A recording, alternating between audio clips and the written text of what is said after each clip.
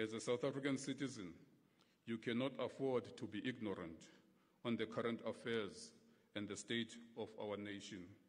As a parent, you cannot find yourself not being concerned about the future of your child or children. As Chief of the Navy, I am entrusted in providing mission-ready and capable Navy that must be able to patrol and keep our country's territorial waters safe. In order for my fellow South Africans to feel safe and enjoy the resources and wealth that is found in our oceans. Let me put it in simple way for ease of understanding for any ordinary South African. The point I want to bring across is that the South African Navy is not just a military force. It is a protector of our sovereignty, our maritime resources, and our citizens. Like what our former President and Commander-in-Chief, Dr. Nelson Rolihlahla Mandela, said during the International Fleet Review conducted in Cape Town on 5th April 1997, and I quote,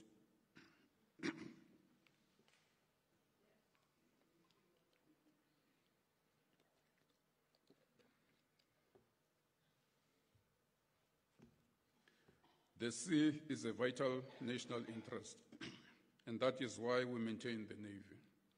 As a nation, we believe in the freedom of the seas. That is a matter of national strategic interest. We are a maritime nation trading all over the world. We accept our obligation to combine with other maritime nations to uphold the freedom of the seas and to protect our national interest through naval power," close quote. Ladies and gentlemen, I want us to internalize the fact that our coastline stretches approximately 2,798 kilometers, and that South Africa is a maritime nation. Our country's main trade routes include the maritime route via the Cape of Good Hope with the major ports of Durban and Richards Bay, which are linked by N2 corridor and are vital for both regional and international trade. They handle a wide range of exports and imports, including coal, chrome, crude oil, mineral products, vehicles, foodstuff, and fruits. The other significant ports include Cape Town, Gqeberha, East London, Mossel Bay, and Saldanha. In the same breath, our country is losing in the region of over 6 billion rands annually due to illegal, unregulated, unreported fishing. Unmonitored vessels in our sea pose a risk to the Republic.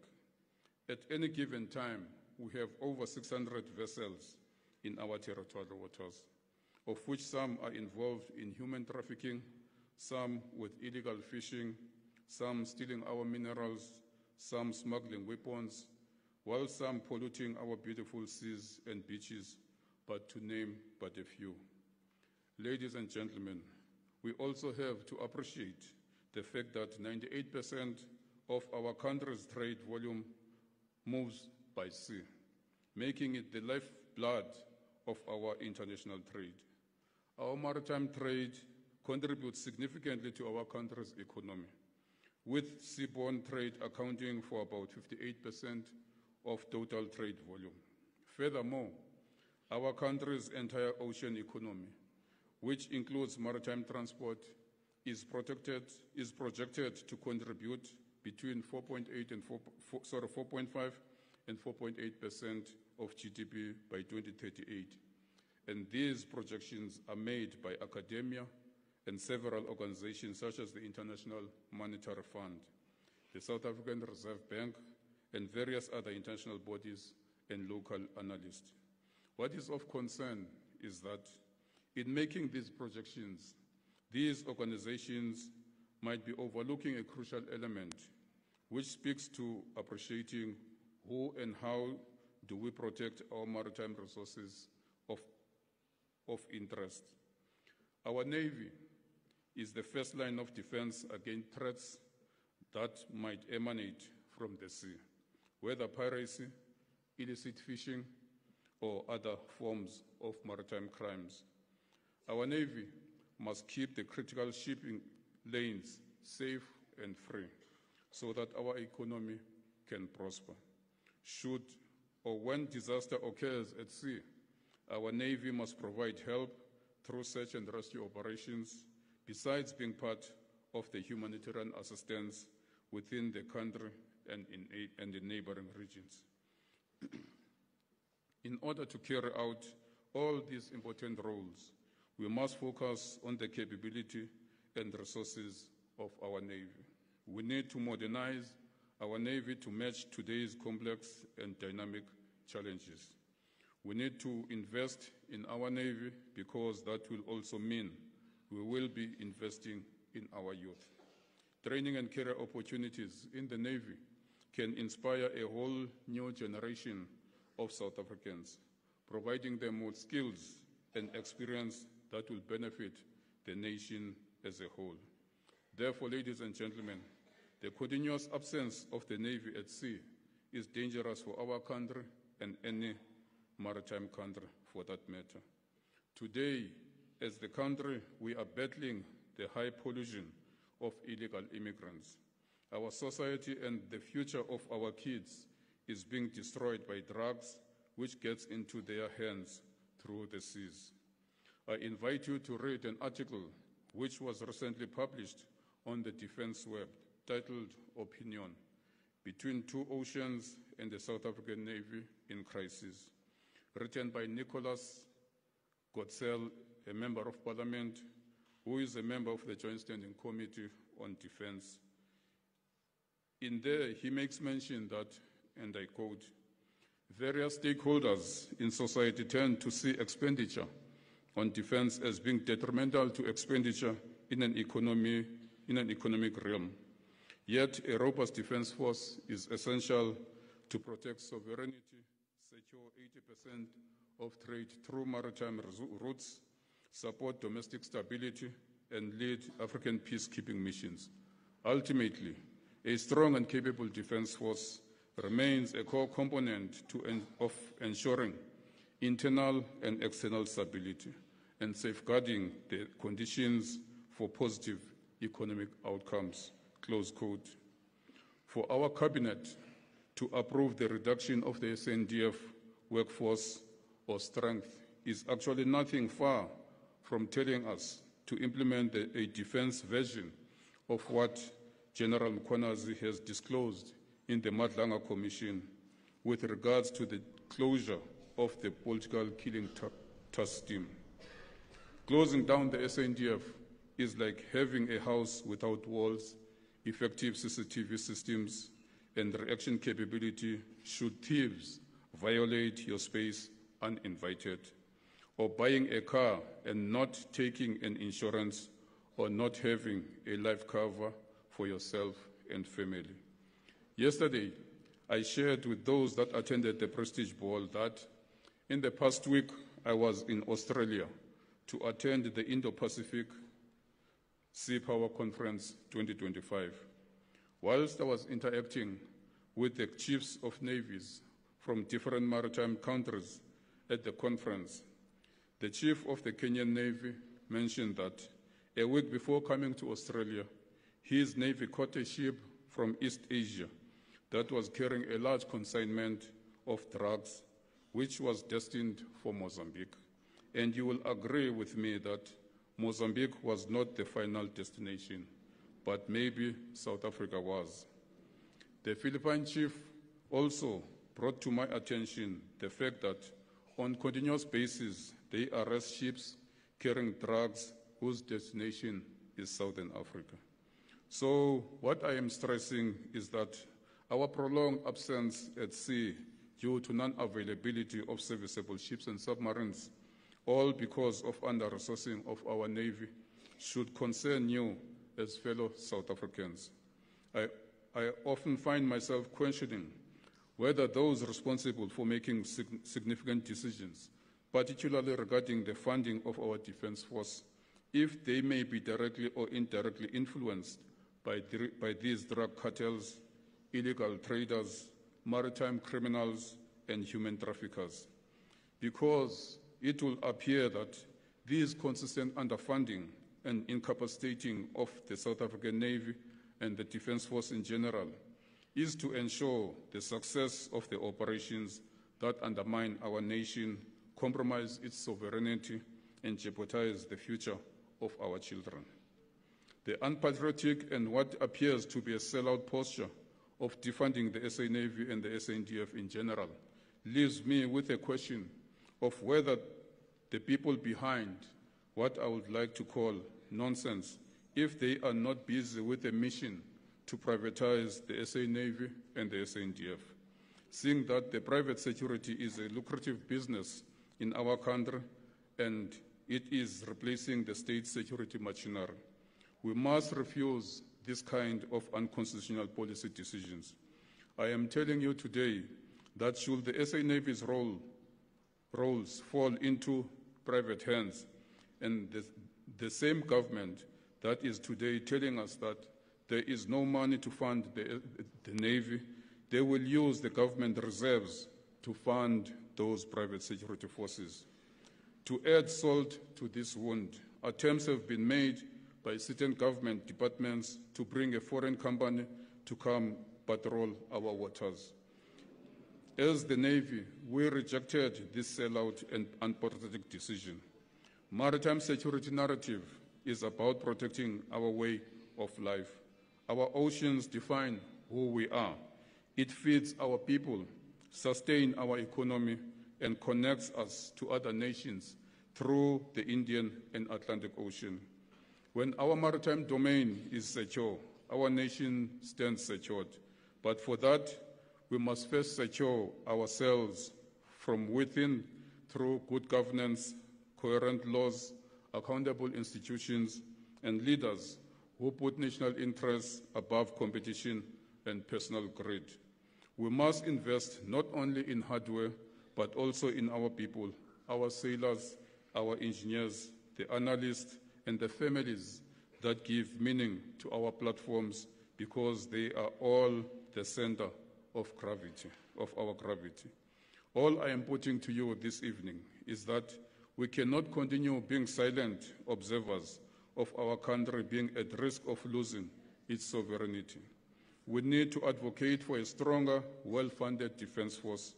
We need to think about what is it at stake for not having visibility and the Navy present at sea. We cannot be ignorant of what is happening around the world. Look at what the West is doing in the Caribbean, Venezuela to be precise. With so much military power in terms of their warships deployed near Venezuela, and the world is currently speculating a possible invasion. On one hand, there are also these ongoing military crises between Russia and Ukraine. Then the West, on the other, are also pointing their guns towards Nigeria, threatening them with military action. The question we should be asking ourselves as South Africans is, who will the West target next in our African continent?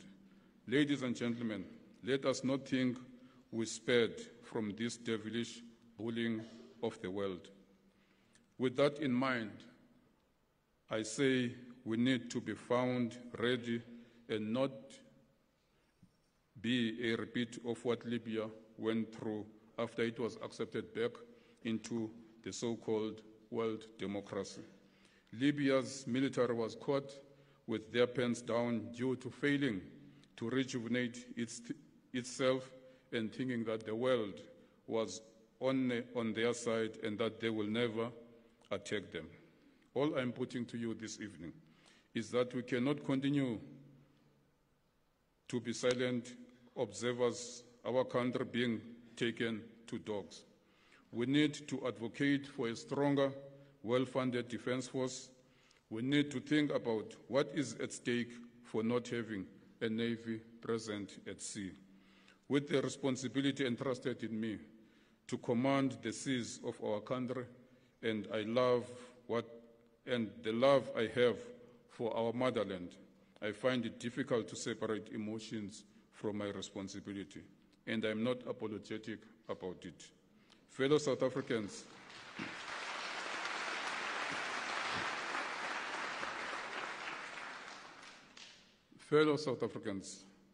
I would like to leave you with those few words to internalize, ponder on when you go to sleep tonight.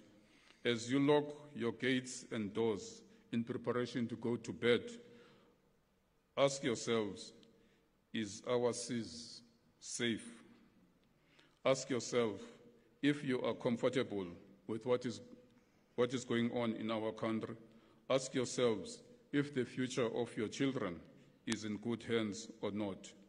Before I close, I want to make mention that I regard my job as a calling, as I have been serving the people from the tender age of 17, and to this day, after 40 years, I regard serving the people and my country as the only thing I know best.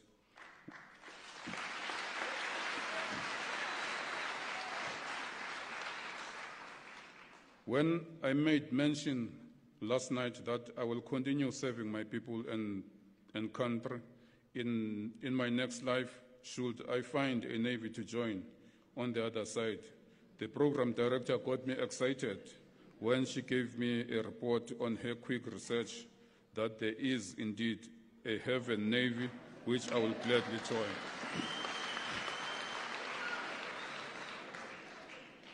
In closing, let me take this opportunity to thank the program director, Captain Mahlangu.